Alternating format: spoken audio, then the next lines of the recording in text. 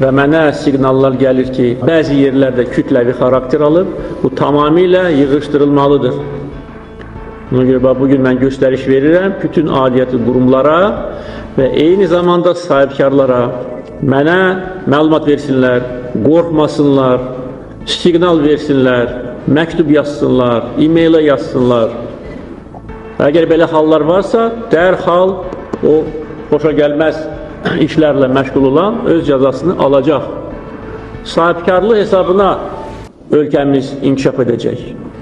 Gəlginən ki, kimsə burada varlanmaq üçün gəlsin, sahibkarı boğsun, ki, sahibkar qıfıl bağlasın, qapısına çıxıb geçsin, dözülməz haldır. Yəni, bunu edən dövlətə xəyanət edir. Bunu edən sadəcə olaraq pul qazanmır, dövlətə xəyanət edir. Mən bunu belə qəbul edirəm və hamı bunu bilsin və nəticə çıxartsın.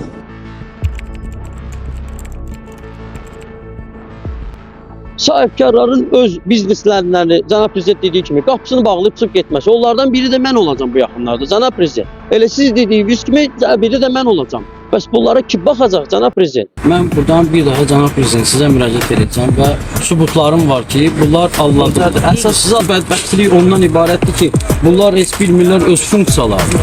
Bunlar bu günləri heç buradakı işçilər bilmirlər nə ilə məşğuldurlar. Niyə görə məşğuldurlar? Əsas gömrüyün funksiyası, Şahin mən bütün günü çıxışlarımızda Elmin Ramazanov da çıxışında deyirlər ki, biz 6 milyard belə yıxdıq, 5 milyard belə yıxdıq, 7 milyard belə yıxdıq. Müəllim, axı gömrüyün əsas funksiyası nədən ibarətdir? Gömrük məcəlləsi nədir? İstehlakçıların hüquqlarının qorunması, bazar iqtisadiyyatının qorunması, bazar rəqabətinin qarşısının alınması. Orada söhbət getmir ki, hansısa bir məbləğin yığılıb və siz göstərirsiniz ki, biz bu qədər yığdıq. Bu nəyə gətirir çıxardır? Bu yenə də bir yalana çıxardır.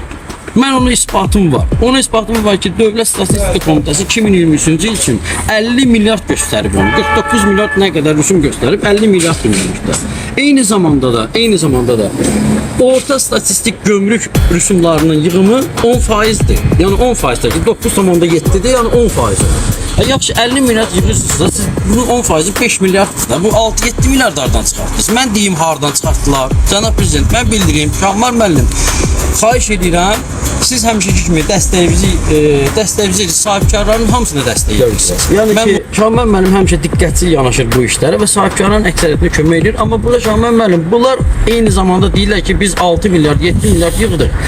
Statistika göstərir ki, sən 6 milyard yığa bilməzsən, sən 5 milyard yığmışsan. Amma sən deyirsən ki, mən 7 milyard yığmışam, Elmin Ramazanov. O nəyin hesabındadır? Sahibkarlara o yerdə qalan 2 milyard var, 7 milyarda satdırırlar. O, bu təzyiq formalarından yığılan puldur. Yəni ki, artıq qiymətin artırılması və bəyannamənin şişirdilməsi. Bu da nəyə gətirir çıxardır? 2 milyard ortada fiquru yüksəlir. Həmin 2 milyarddır ki, Azərbaycandan çıxır çölə. Bəs onda значит belə çıxır ki, Cənab Prezidentin apardığı iqtisadi siyasətdə birinci zərbə vuran sizsiniz burada. Yaxşı statistika 50 milyard göstərir, sən nətər bunu 7 milyard göstərirsən? Значит burada ziddiyyət yaradır. Значит burada kimsə kimisə aldadır və göstərir ki, bunlar deyirlər ki, biz pul yığdıq. Qardaş, sənin funksiyan pul yığmaq deyil, axı sənin funksiyan burada sahibkarı sıxmaq deyil.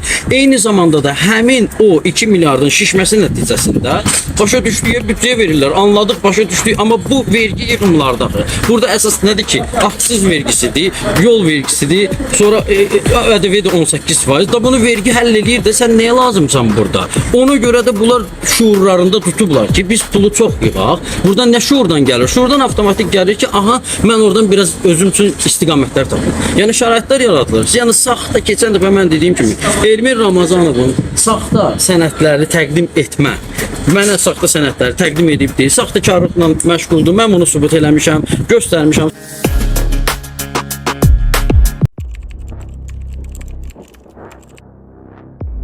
Çoxlu kadr dəyişikliyi edilib mənim təşəbbüsümlə və əfsuslar olsun, bəzi hallarda kadr dəyişikliyi vəziyyətin müsbətə doğru dəyişməsinə aparmır. Çünki yeni kadr təyin edilir, müəyyən müddət ərzində verilmiş təlimatlara uyğun özünü aparır, amma ondan sonra vaxt keçdikcə yenə də, necə deyərlər, köhnə əri yola gedir. Bilirsiniz məsələ nədir?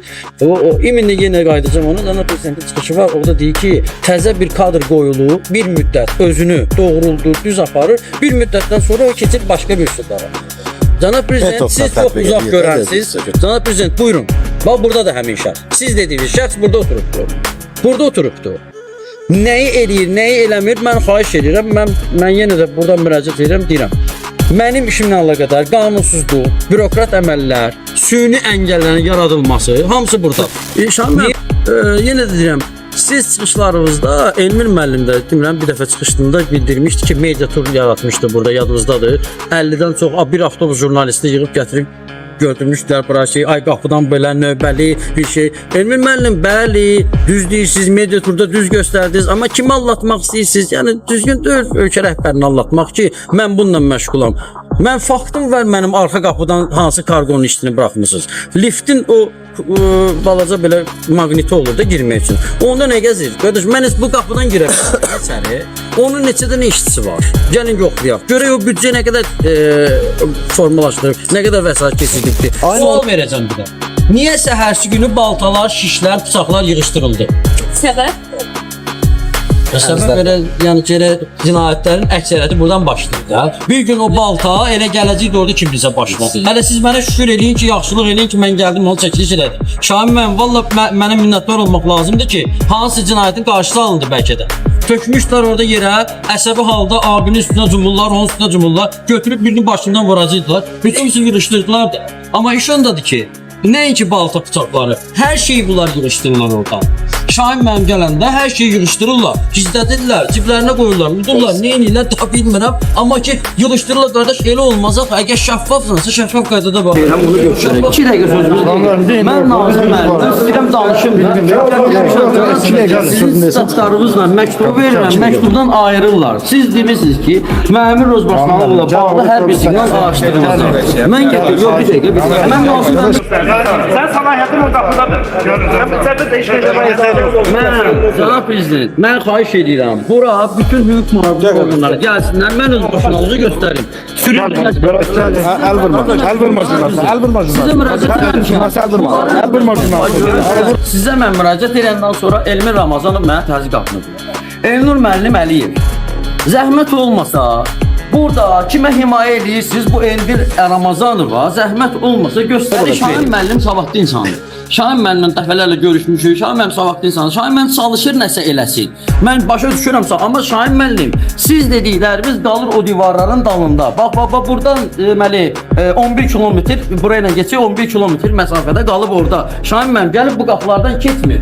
Bakı Baş Gömrük İdarəsi təzyiq idarəsidir. Sahibkara təzyiq idarəsi. Nəyə görə? Hansı bir islahatlar aparılıb burada? Cənab prezident, bütün günü əziyyət çəkirsiniz.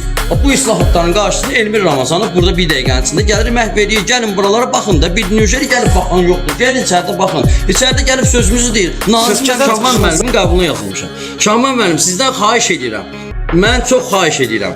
Bir dənə bu məsələ ilə maraqlanan olsun. Niyə görə Elmir Ramazanov mənə məktub, sən sənəd gətir. Qardaş, süni əngəl, bürokratik əngəllər, bürokratik əməllər və məmur özbaşınalığı hamısı buradadır. Mən nə etməliyəm, cənab prezident, mən nə etməliyəm?